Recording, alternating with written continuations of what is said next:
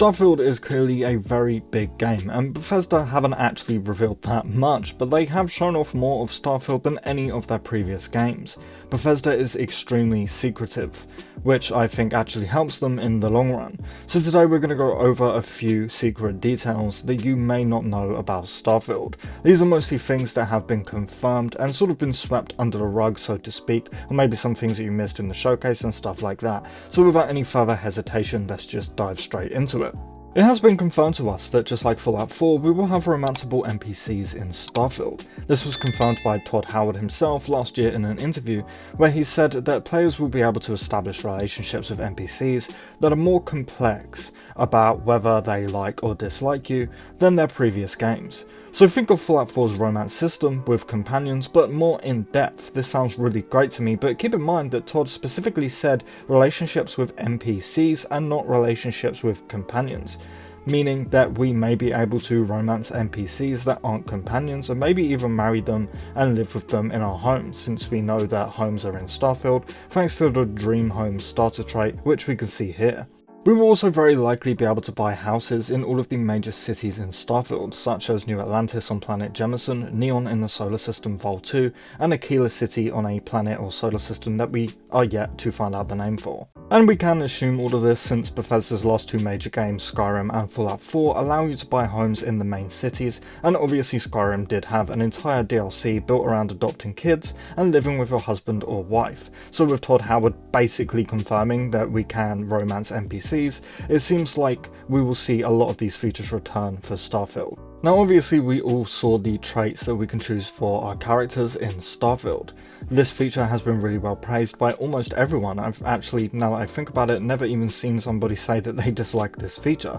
But did you know that we can actually remove these traits from our characters halfway through the game? Back in December of 2022, Todd Howard was featured in the first episode of the Constellation Questions series, where he was asked about the traits and backgrounds of Starfield, and Todd confirmed that every trait in the game can be removed with a special quest that deletes that trait, both its positives and negatives. Here's what he had to say. I love our trait list, it's super fun, but each one obviously comes with some sort of negative as well, and we have a way in the game, kind of an activity or quest you can do to remove that trait, as opposed to, don't like my character, I want to start over. Each of them are something like that you can solve that removes the entire trait for the rest of your playthrough. So while traits are obviously completely optional, it does look like if we choose one that we later on regret and we don't want to start the entire game over on a new character, we can do a little quest to remove it. Now if we take a look at the traits, it looks like some of these quests will be very simple, whereas others may be more difficult.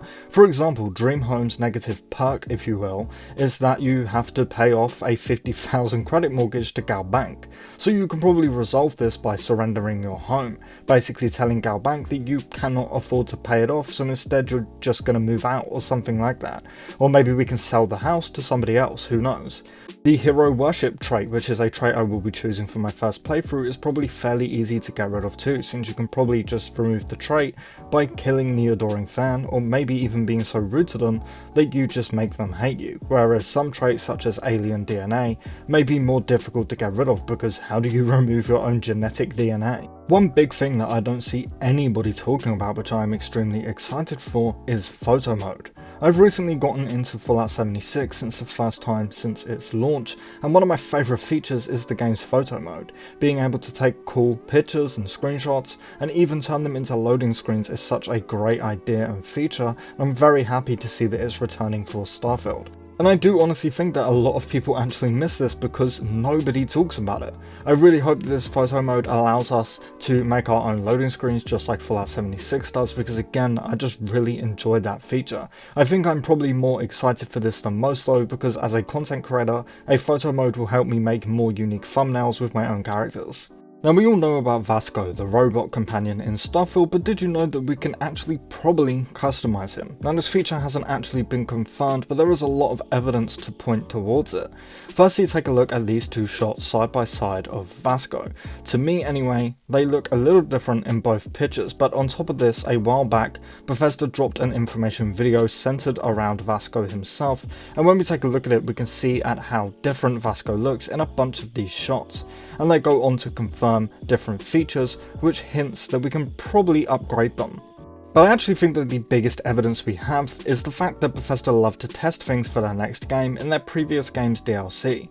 For example, Skyrim's Hellfire DLC was a test to settlement mode in Fallout 4. Fallout 4's Automatron DLC was a test to Fallout 76 not having NPCs when it first launched, so you kind of get the point.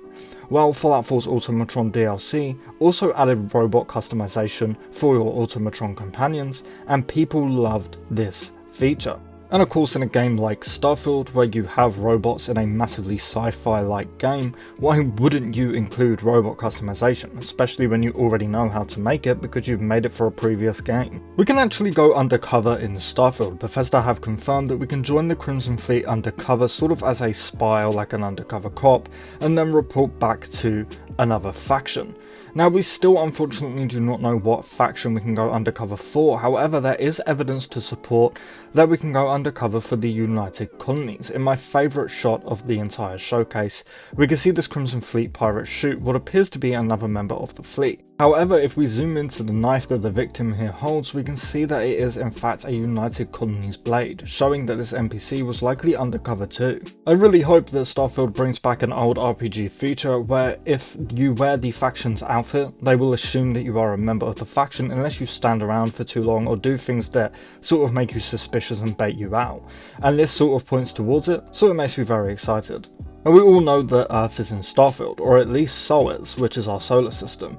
It has recently been confirmed by the lead quest designer Will Shen that there is a small city on Mars which we can visit very early on in the game's story. You can see what looks like Earth's own solar system in the Starfield gameplay trailer.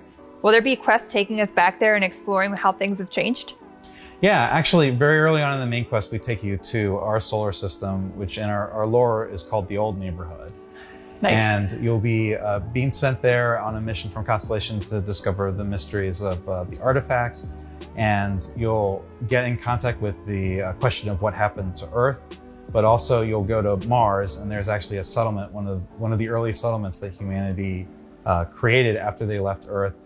It's called Sidonia. Well, I'm sure you'll all remember when the Starfield showcase was finally revealed and we got this shot of what appears to be an abandoned museum, and everybody was wondering where this would be located because why would Neon, New Atlantis or Aquila City have an abandoned museum in the middle of their towns? Now, admittedly, this is just a small bit of speculation on my part, but I have a very good feeling that this will be on Mars. This museum was very likely built years ago when humans first colonised Mars in the Starfield universe. I really hope that we can find a unique NASA spacesuit here. Anyway, that will do it for me today, guys. Please let me know what you think about all of this stuff in the comments below. Please drop the video a like for me if you enjoyed it, and if you're new around here and you're looking for a place to stay up to date on Starfield content such as news, leaks, discussions, speculation, and a bunch of other Bethesda focused content, please do consider subscribing because I cover it all over here. It is also my birthday today, so if you subscribe, that's just a nice present for me. Anyway, with all of that said and done, I thank you all so much for watching, and as always, I really hope to see you in the next one.